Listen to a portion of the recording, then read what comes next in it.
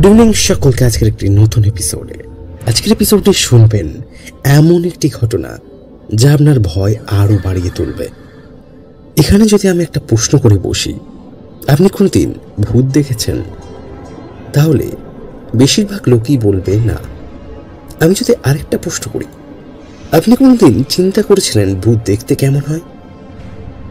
অনেকেই বলবে হ্যাঁ, কারণ সবার মতে ভূত সাদা বা কালো কাপড় পরে বা অদ্ভুত দেখতে। যদি আপনার সামনে কোনোদিন চলেও আসে, তাহলে কি আপনি তাকে চিনতে পারবেন? তবে কি আমাদের চোখের সামনে থাকলেও আমরা সাধারণ মানুষ ভেবে তাদেরকে ভুল করি? আজকের ঘটনাটিও ঠিক তেমনই। কিছু আত্মা, স্পিরিট বা ভূত আমাদের চারপাশে ঘুরে পুরোপুরি মানুষের মতো। শুধু একটাই পার্থক্য, আমরা জীবিত আর তারা মৃত। আজকের ঘটনাটি এতটাই সত্য যে এনএমএম ডাক করিডোর এই ঘটনাটি হিন্দিতে ডাব করেছে এবং আমরা ঘটনাটিকে বাংলায় ডাব করছি। ঘটনাটি বেঙ্গালুরুর ঘটনা। তো আর বেশি বকবক করছি না, যাওয়া যাক আজকের ঘটনা। 94A হরিশ মুখার্জি রোডের 44তম এপিসোড।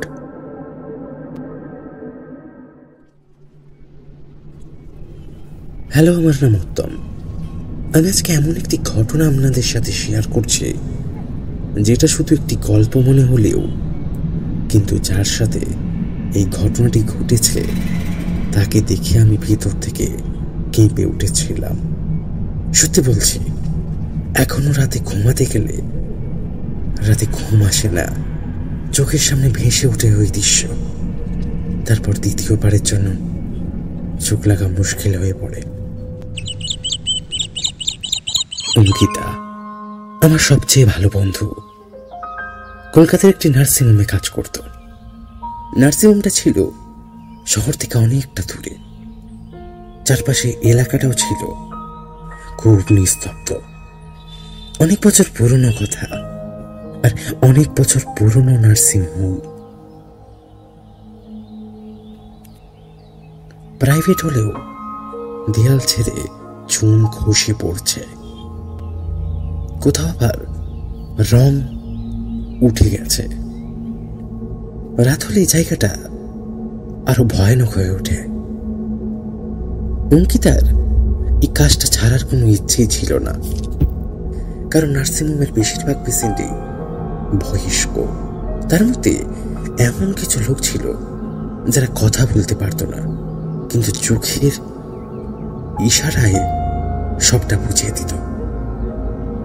তার মধ্যে কেউ রোজ কিছু অস্বাভাবিক ঘটনা শোনাতো। তার মধ্যে একটা ঘটনা বারবার আসতে থাকলো।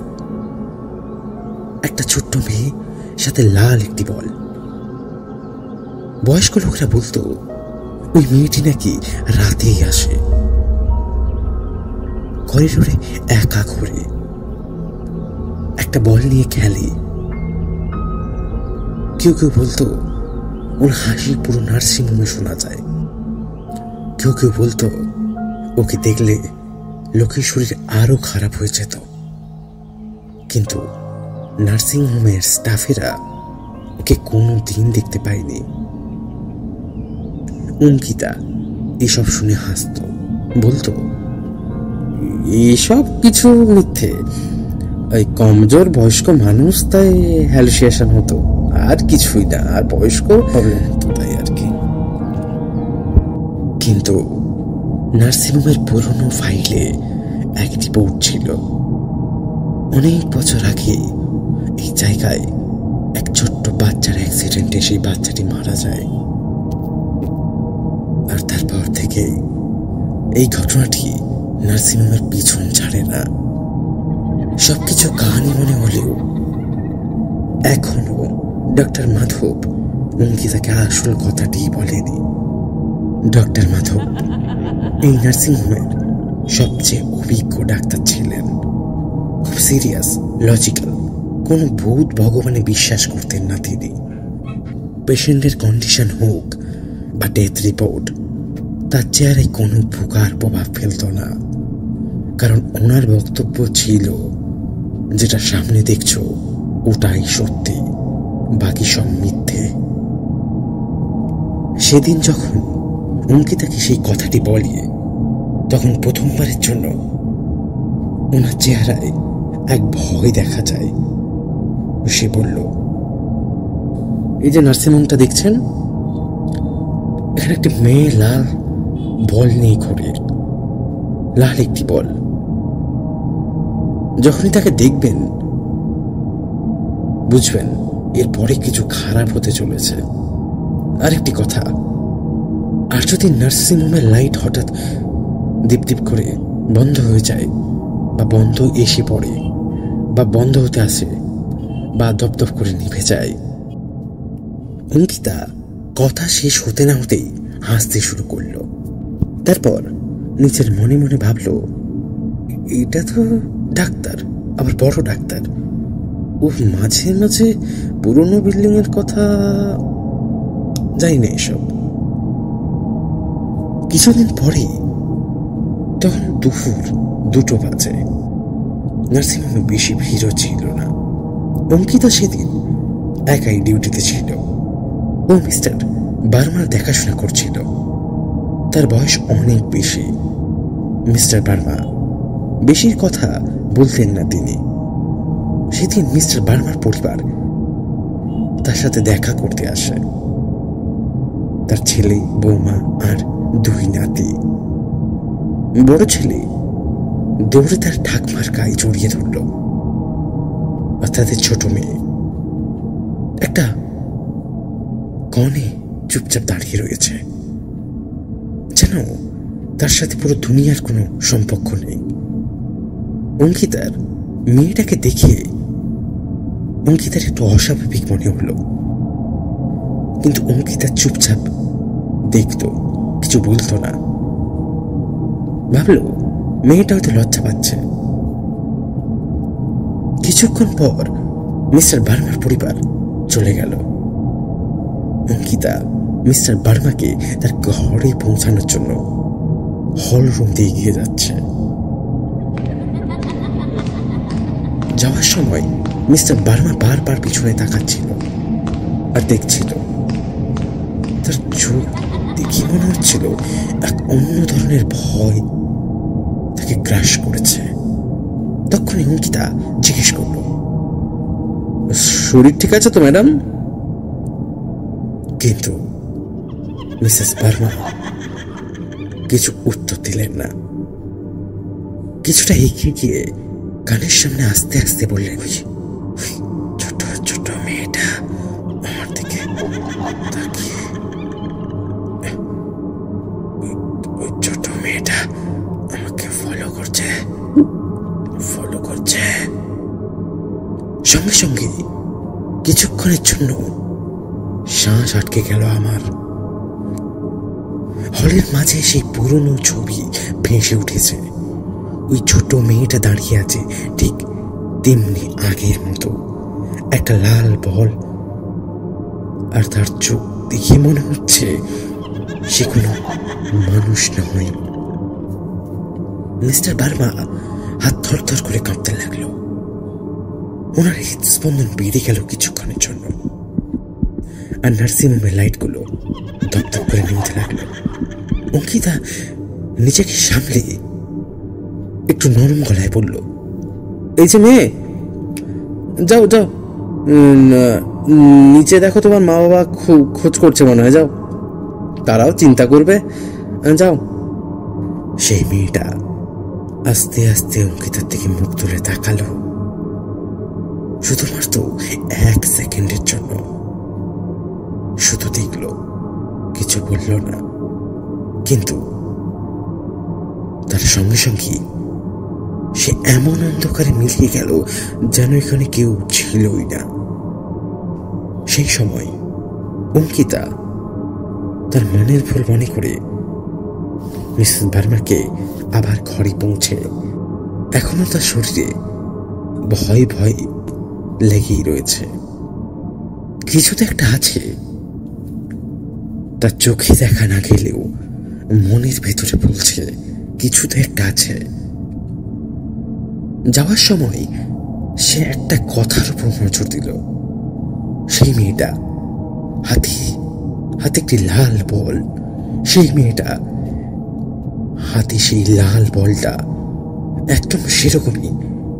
কথাটি মনে পড়ে যাচ্ছে অঙ্কিতার, যেটা বলেছিল মাধব ডক্টর। তখনই অঙ্কিতার মনে পড়ে গেল ডক্টর মাধবের কথাটি, যদি নার্সিংহোমে লাইট দপদপ করে তো বুঝে যাবে সে এসেছে। এখন সে কথাটি ভাবছে। কথাটি ভেবেই অঙ্কিতা কেমন যেন হয়ে গেল। ভয় তার মনকে গ্রাস করল। সে সঙ্গে সঙ্গে মিস্টার বার্মার দরজাটি টেনে বন্ধ করতে গেল। সঙ্গে সঙ্গে তার হাত থেমে গেল। সে মিসেস বার্মাকে বলল, আন্টি আন্টি, সেই মেয়েটি চলে গেছে, আপনার কোনো ভয় নেই, আপনি আর ভয় পাবেন না। কিন্তু মিসেস বার্মা চোখে একটি ভয় তখনও বোঝা যাচ্ছে, আর সে একদিকেই চোখ করে তাকিয়ে আছে। রুমের এক কোণে তার মনে হচ্ছিল তাকে কেউ দেখছে। অঙ্কিতা দরজা বন্ধ করার একটু আগে হাতটা থমকে গেল।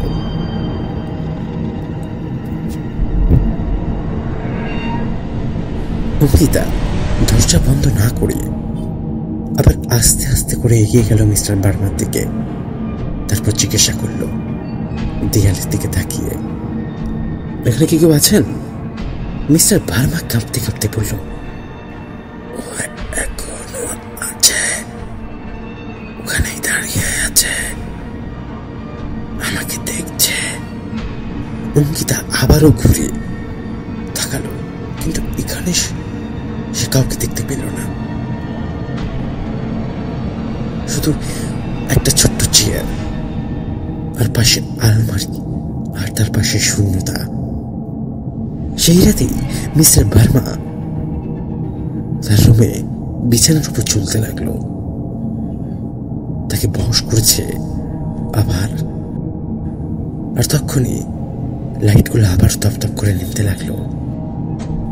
আবার সেই ঠান্ডা হাওয়া, আরেক অন্য শূন্যতা, ঠিক সেরকমই যেরকম ডাক্তার মাধব ওয়ার্নিং করেছিলেন। অঙ্কিতা সেই সময় সেখানেই ছিল, তার সাথে ডক্টর মাধবও। ডক্টর মাধব গলার স্তর নামিয়ে বলল, মিসেস বার্মাকে কিছু বলেছিল ওই মেয়ের সম্পর্কে?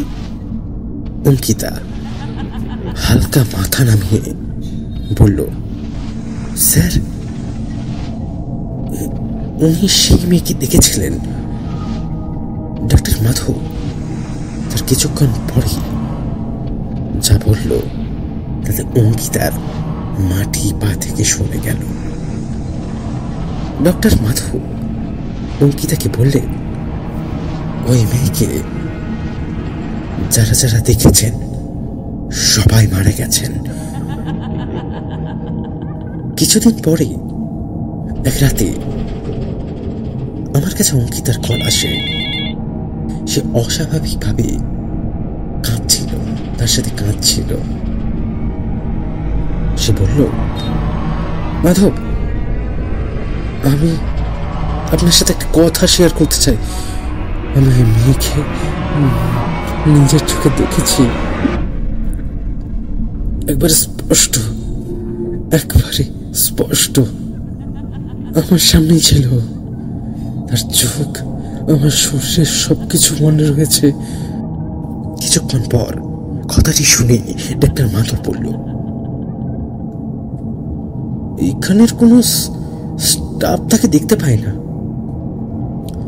কোন নার্স থেকে ওয়েট বয়, কেউ না।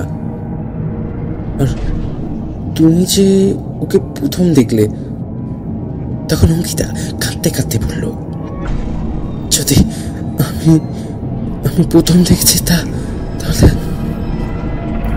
কি বলতে চাইছে সে? সে আমাকে কেন দেখা দিচ্ছে? আমি কিছুক্ষণ চুপ ছিলাম। অঙ্কিতার কথাগুলো বোঝার চেষ্টা করছি, কিন্তু অঙ্কিতা বারবার একটাই কথা বলছে যে আমি সত্যি ওই মেয়েকে দেখেছি। আমি কিছুক্ষণ পরে জিজ্ঞাসা করলাম, অঙ্কিতা, তুমি সেই সময় আমাকে কেন বললে না? অঙ্কিতা কিছুক্ষণ দাঁড়িয়ে বলল, আমি নিজেও বিশ্বাস করতে পারছিলাম না ডক্টর। আমার মনে হয়েছিল চোখের ভুল, বা বা কথাটা আমি বেশি ভাবছি, ব্যাপারটা নিয়ে আমি একটু বেশি ভাবছিলাম। কিন্তু যখন দেখলাম মিসেস বার্মা মারা গেলেন, আর তোমার কথাটা মিলে যাচ্ছে যে তুমি যা বলেছিলে সবকিছু তাই হচ্ছে। তারপর অঙ্কিতা দীর্ঘ নিঃশ্বাস নিয়ে বলল, ডক্টর, আমি রোজ হলের মধ্যে দিয়ে যাই, আর এখন আমার আমার এমন মনে হয় যেন সে দেখছে আমার দিকে। কথাটি শুনি আমি একদম থমকে গেলাম। আমি বুঝতে পারছিলাম সেই সময় এসে পড়েছে। কি বলবো বুঝতে পারছিলাম না। কি সত্যি তো একটাই যেদিন, কিন্তু সত্যি যে ওই মেয়েকে দেখবে তার কিছুদিন পরেই মৃত্যু হবে। তারপর কিছুদিন পরে যখন অঙ্কিতা আমাকে সব বলছে, হঠাৎ তার শরীর খারাপ হয়। সে কক কক করে কাঁদতে কাঁদতে হঠাৎ বমি করতে শুরু করে। তাকে সঙ্গে সঙ্গে হাসপাতালে নিয়ে যাওয়া হয়, কিন্তু কাজে লাগলো না। ডক্টর মাধব বলল, বুঝতে পারছেন, কিন্তু ডক্টররা কিছু বুঝতে পারছে না। কিন্তু সবকিছু এত তাড়াতাড়ি হচ্ছে যে বোঝার উপায় নেই। তার কিছুক্ষণ পরই অঙ্কিতা মারা গেল। আমি আজও সেই কথা ভাবি। আপনাদের ঘটনাটি মিথ্যে মনে হলেও আমার মনে হয় অঙ্কিতাই যে ওই মেয়েকে শেষ দেখেছিল। এবার সে মারা গেছে।